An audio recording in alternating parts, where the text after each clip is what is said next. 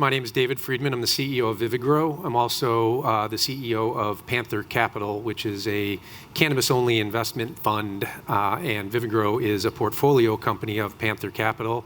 We're also backed by Merida and Pegasus, which is a private equity firm out of New York. Before I get started, is Robert in the room?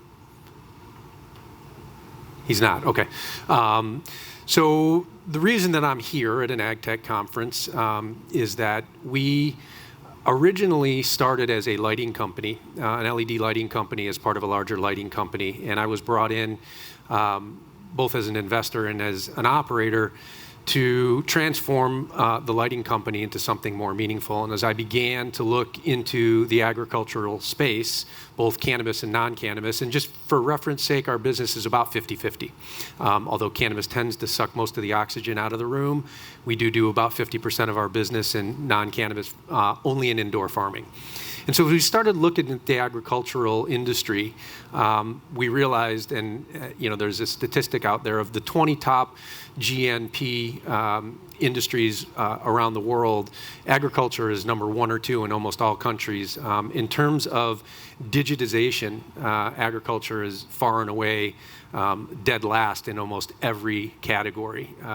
There's just not been a lot of technology brought to bear in the farming community, and I think a lot of that has to do with both the tradition as well as the lack of information, infrastructure, and quite frankly, the capital that's available to bring that technology into the space. So we set out to do more than just manufacture lights. We set out to build a supply chain that was end-to-end that would allow us to stand a facility from the ground up all the way through commissioning and beyond into the monitoring, and eventually be able to accumulate and aggregate data someday to be able to provide artificial intelligence and business intelligence, which is down the road for a lot of farmers. As I said, we focus on indoor farming.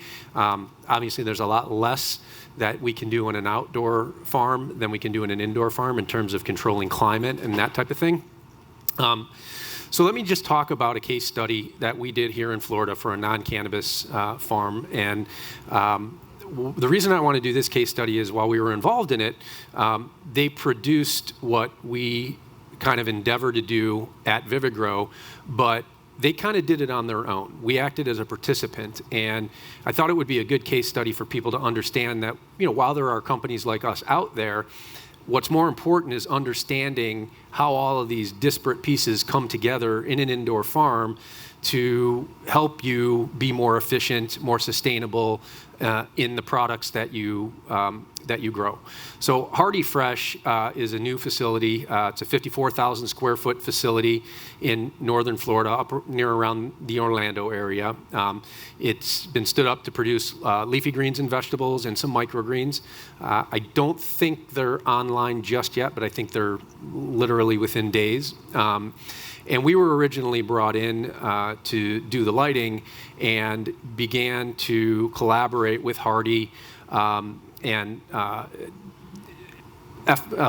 it's Fry is the way they call it. It looks like FR2, and Volt Server to integrate all of the consumption, mostly around the power and electricity, to create the efficiency that's required in a farm to operate and produce crops at the most optimal cost. One of the things that we're very aware of in the cannabis industry, and I know you are in the non-cannabis industry, is that price compression is coming. $3,000 a pound marijuana is not going to be forever. And if you look in certain states that have been legal for a long time, you're getting $300, $400, $500 a pound dirt weed that's been grown outside. So ultimately, sustainability in the entire agricultural industry is going to be built around the efficiency and the optimization of the cost of the product that you produce. I know in non-cannabis crops, for example, they don't even use nutrients because the nutrients cost more than the cash crop, right? So how do you get more efficient? A lot of that has to do with power consumption. And that was the main focus here with Hardy and with Fry was to allocate power consumption in a way that would allow the facility to have a significant competitive advantage.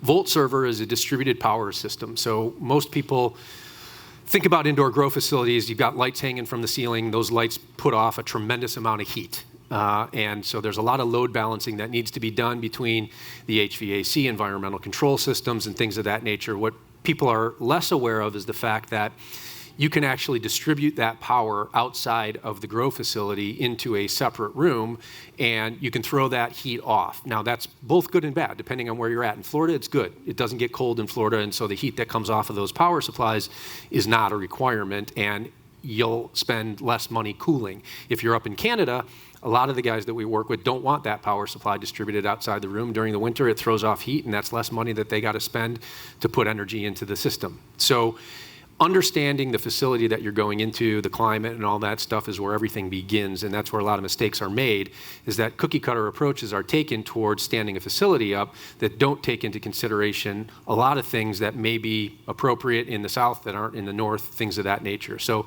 in this situation, what we were able to do is build light engines and wire those light engines to a power supply outside the room, take all that heat outside the room, distribute that power across the HVAC, all of the other equipment that's needed to power the facility, and then calculate the load balancing for the HVAC and the climate control. So the cap costs were about 25% less than had we just stood a facility up without paying attention to the environmental and the climate controls, and then tried to figure out how to get that heat out of the grow area when it's 90 degrees in Florida and you got to cool that building.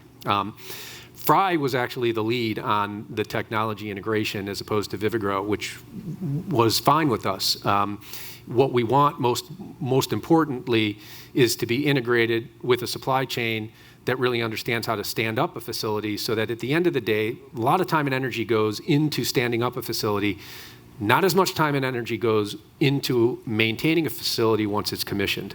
And so if you do things that are simple, like I'm going to add a row of benches and add a bunch of lights, you got to stop to consider what that does to your heat and your dissipation, your humidity, all those types of things. And so the ability to tie all of these things together is where we kind of looked at this opportunity as a company, and then Hardy did simultaneously as a business that was unrelated to VividGro until we got involved.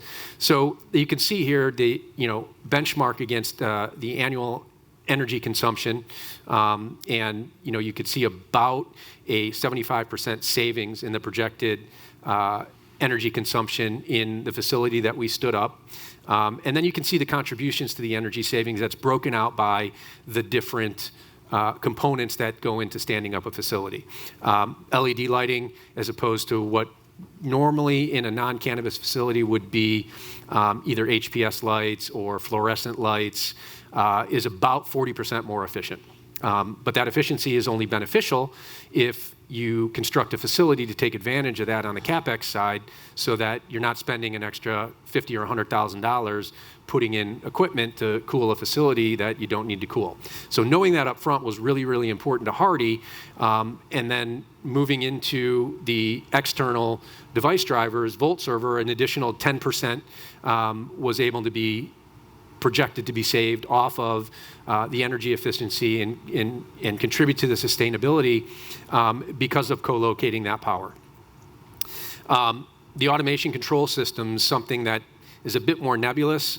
You can touch the power supplies, you can touch the lights. The control systems kind of exist in the background, but they're really, really important, because if these systems don't talk to each other, it doesn't really do any good if you know how hot it is in a facility, but that information isn't relayed back to either the lights, to dim the lights if you're going to use the lights to reduce your heat, or to the HVAC system to increase humidity, decrease humidity, whatever it is.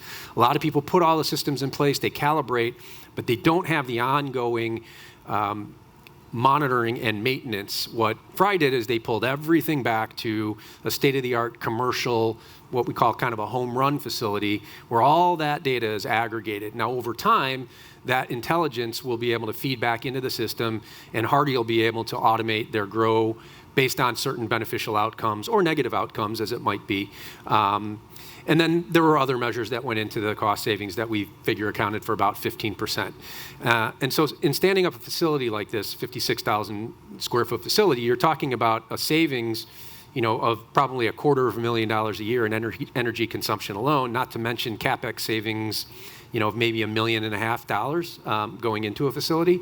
And the other thing that's really important to know and understand around energy savings, especially with cannabis, but it's true in all places, is that the power consumption of an indoor grow facility is significant, and the ability to get the power that you need to expand your facility is often overlooked. So I can't tell you how many times somebody has said to me, yeah, we're going to expand our facility, we're ready to order our lights, we're just waiting for our transformer. Well, do you know how long it takes to get a transformer installed? It could be years, but people don't understand. And so if you run out of power, then you're not able to expand your facility. And so that's a really important thing to understand going into standing up a facility, especially as it relates to your power consumption. LED lights are going to solve a big part of that problem, but you've got to be really, really energy efficient in order to make the best use of the space that you have. So you look at the different points for the indoor efficiency. We talked about the programming, the automation, the IT solutions that go in on the back end, the efficient lighting and the other equipment, and then the managed services, which are post stand-up, post-commission of the facility that monitor on an ongoing basis what's happening in the environment, so that when you do have a beneficial outcome, you can look back and say, hey, we did this right, or, oh, we did this wrong. We want to repeat this. We don't want to repeat this. That's really the future of farming the way we see it, and what farmers need to sort of start to embrace is the accumulation of data today may not be beneficial, but 2 or 3 years from now, as commoditization of crop pricing, whether it's cannabis or non-cannabis, continues to come into the industry, the more and more efficient you can be, the more chance you have of survival. So, the integrated components, kind of talking about a little bit deeper dive, is we talked about the lighting and the drivers. The drivers are another name for power supplies. It took me about 6 months to figure that out. My guys were talking about drivers, and I thought they were talking about people who are driving cars around the plant, but they are actually power supplies. Then you've got your irrigation, your fertigation, your water cycling, which is obviously really important. But then in addition to your water cycling, you've got your fertilization, your nutrient environments, and the ability to be able to monitor that. That all ties back to your HVAC. You got plants in an environment that aspirate. They create humidity. You've got to be able to control that humidity. Things that are important in building facilities that are humidity related or temperature related. If you've got patients in a hospital, microbials and germs are extremely important, but if you drop 10% humidity, you're not going to cause any patient deaths. You're going to cause some plant deaths if you drop 10% humidity below your set point for a period of time. So that stuff becomes more and more important. Backup power, right? A lot of people don't think about backup power. A lot of farms are located in remote locations. Power goes out. How do you maintain the operations, and how do you monitor if your power goes down? What do you need to do when it comes back up?